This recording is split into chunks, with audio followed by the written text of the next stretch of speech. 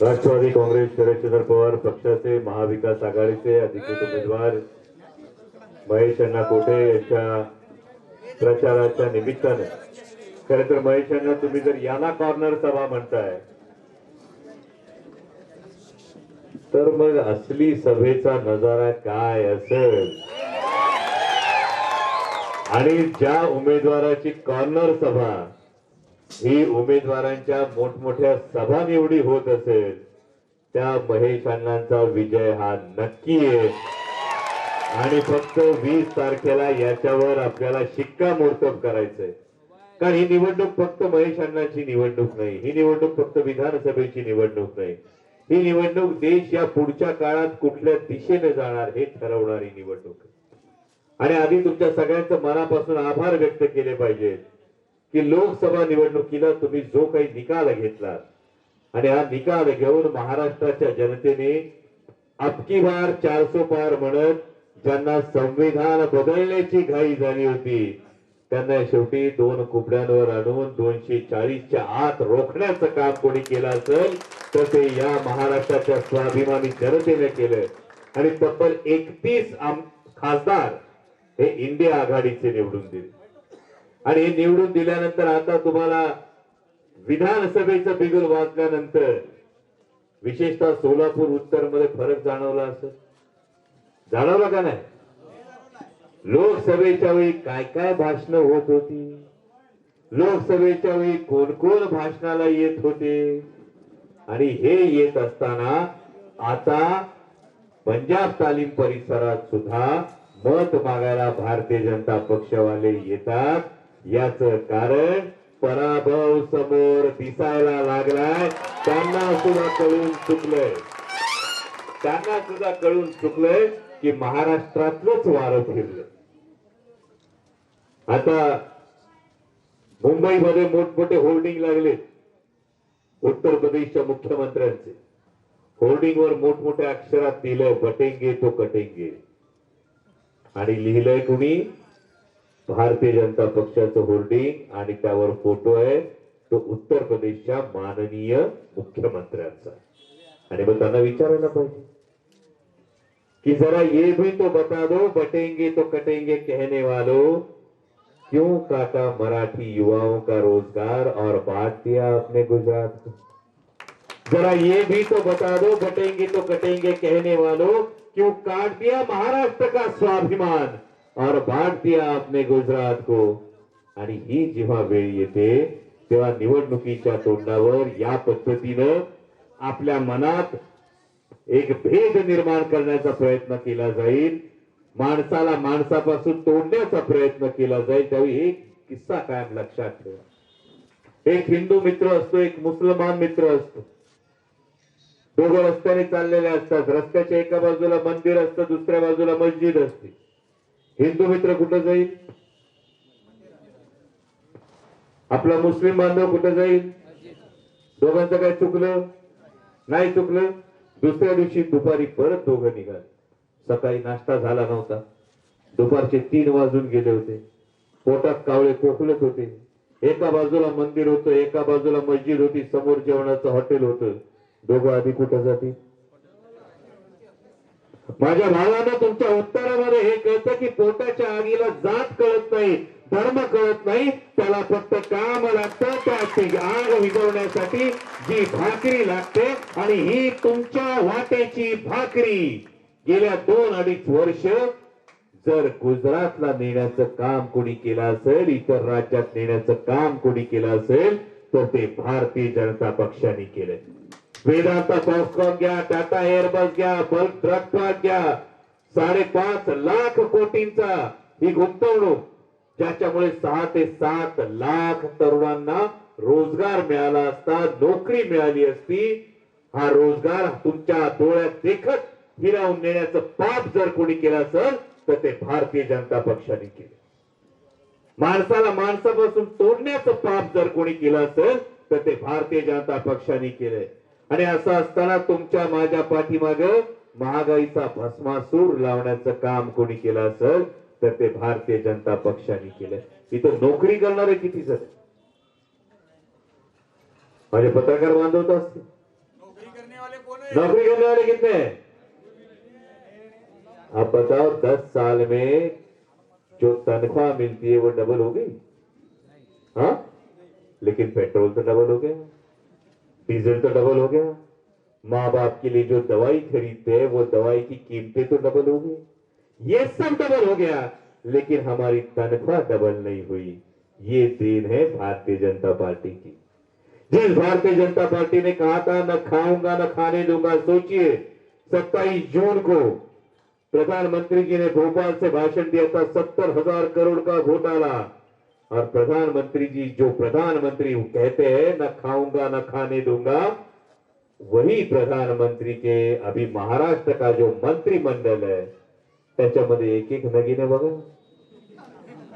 कुठले कुठले घोटाळे, म्हणजे मंत्रिमंडळात यायचं सर्टिफिकेट आधी घोटाळ्याचे। आणि सोलापूर उत्तर विषयी बोलायचं झालं तर सोलापूर उत्तर मध्ये नेमकं 20 वर्षात विकासाचं काम झालंय काय याचं उत्तरच सोलापूर उत्तर मध्ये सापडाना झालंय। हाच तर मोठा प्रॉब्लेम, आणि म्हणून आता 20 वर्षाची भाकरी ठेवायची वेळ आलेली आहे। हा सोलापूर जिल्हा आदरणीय शरदचंद्रजी पवार साहेबांवर नितांत प्रेम करणारा जिल्हा आहे। म्हणजे मरहूम युनुसभाई शेख यांना विधान परिषदेवर संधी देण्याचं काम आदरणीय पवार साहेबांनी करत असताना आवर्जून त्यांच्या कुटुंबाच्या दुःखात सहभागी होण्यासाठी पवार साहेब सोलापुरात आले। म्हणजे कायम असं आम्ही म्हणतो गमतीनं की पवार साहेबांच्या काळजात सोलापूरला स्पेशल स्थान आहे, आणि सोलापूरकरांच्या काळजात आदरणीय शरदचंद्रजी पवार साहेबांना स्थान आहे। तर आठवा 2019 ची परिस्थिती, 2019 ला एक एक मातब्बर नेते आदरणीय पवार साहेबांना सोडून जात होते। आम्ही प्रत्येक वेळी रोज वाचत होतो, बातम्या बघत होतो, आज हे नेते सोडून गेले, आज ते नेते सोडून गेले, ही परिस्थिती निर्माण झाली होती। आणि त्यावेळी पहिल्यांदा महाराष्ट्राने एक चित्र पाहिलं, पवार साहेब अनेक वर्षांनंतर ओपन जीप मध्ये उभे होते, समोर तरुणाई बेफाम नाचत होती, तरुणाई सांगत होती साहेब महाराष्ट्र सोबतील आहे, आणि हे चित्र सोलापुरातलं होतं, आणि सोलापुरातलं हे चित्र,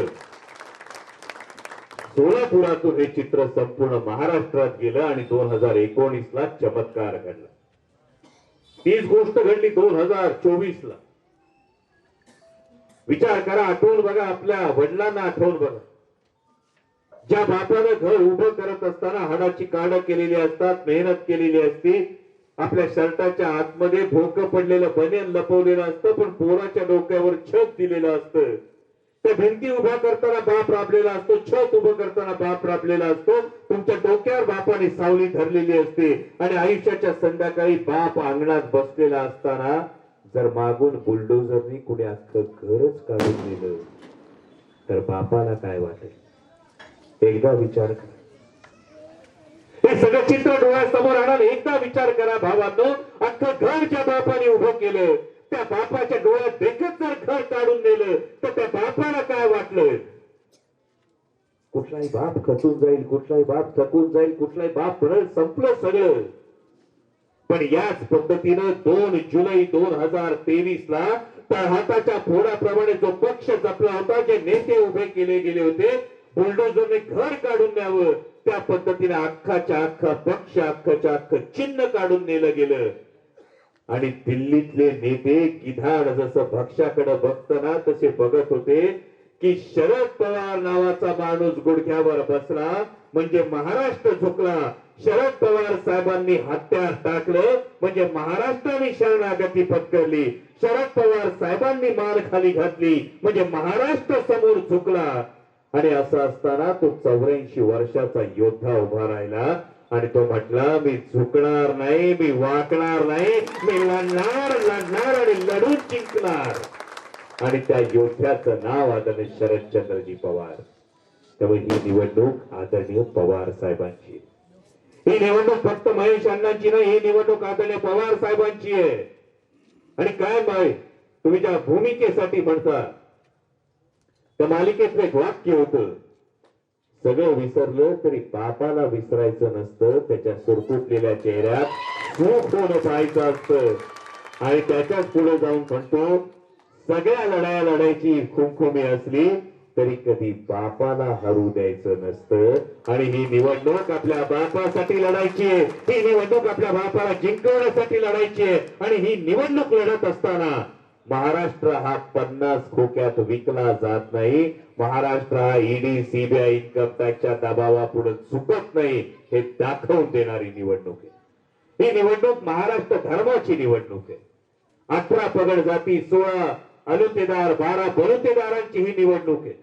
कारण मी कुठल्या जातीत कुठल्या धर्मात कुठल्या पंथात कुठल्या प्रांतात जन्माला आलो यापेक्षा महत्वाचं मी माझ्या कर्तृत्वानं माझं व्यक्तिमत्व अशा उंचीवर नेऊन ठेवीन की माझा माझ्या धर्माला माझा माझ्या जातीला माझा माझ्या प्रांताला आणि पर्यायाने माझा माझ्या राष्ट्राला अभिमान वाटेल. ही शिकवण छत्रपती शिवाजी महाराजांची शिकवण आहे आणि ती शिकवण आपल्याला जागवायची. कारण विचार करा छत्रपती शिवाजी महाराजांनी जर शरणागती पत्करली असती दिल्लीपती समोर तर आज इतिहास वेगळा असता. पण छत्रपती शिवाजी महाराजांनी खिल्लत स्वीकारली नाही. छत्रपती शिवाजी महाराजांनी या मातीसाठी या मातीच्या स्वाभिमानासाठी लढणं पत्करलं आणि आज त्याच विचारावर पाऊल ठेवून आदरणीय पवार साहेबांनी दिल्लीच्या नेत्यांसमोर शरणागती पत्करली नाही. आदरणीय पवार साहेबांनी लढणं स्वीकारले लढणं पत्करले ते तुमच्या भविष्यासाठी तुमच्या भवितव्यासाठी. त्यामुळे येणारी पिढी जेव्हा विचारेल की 2024 ला एक परिस्थिती निर्माण झाली होती की महाराष्ट्र शरण जातो की महाराष्ट्र लढतो, तुम्ही सांगा पुढच्या पिढ्यांना की 2024 ला दाखवून दिला आम्ही की होय महाराष्ट्र लढतो आणि तो लढणारा मी होतो हे तुम्हाला सांगायचं. आणि त्यासाठी तुतारी वाजवणारा माणूस हे चिन्ह घरोघरी पोचवायचं. आज सोलापुरात 5 दिवसांनी पाणी येते, बरोबर का नाही? घरकुलची जर आपण परिस्थिती बघितली तर त्या घरकुलचं जे रुपड पालटलं ते पालटणारी व्यक्ती महेश अण्णा आहे. आणि आता या व्यक्तीला जर सोलापूर उत्तरचं रुपड पालटण्याची संधी द्यायची असेल तर पुढचे 8 दिवस तुमच्यातल्या प्रत्येकाला महेश अण्णा व्हावं लागेल. तुमच्यातल्या प्रत्येकाला तुतारी वाजवणारा माणूस घरोघरी पोचवावा लागेल. कारण ही तुतारी स्वाभिमानाची आहे, ही तुतारी महाराष्ट्र धर्माची आहे आणि उमेदवार फक्त महेश अण्णा कोठे नाहीत. सोलापूर उत्तरचे उमेदवार फक्त महेश अण्णा कोठे नाहीत तर ज्या पवार साहेबांनी सोलापूरवर निरतिशय प्रेम केलं त्या आदरणीय शरदचंद्रजी पवार साहेब त्यांचा विचार हे महेश अण्णांच्या रूपाने उमेदवार आहेत एवढी गोष्ट लक्षात ठेवा. आणि तुतारी वाजवणारा माणूस या चिन्हासमोरचं बटन दाबून महेश अण्णांना प्रचंड मताधिक्याने विजय करा एवढीच विनंती करतो. जाता जाता एकच मंत्र देतो, रामकृष्ण हरी, जय शिवराय.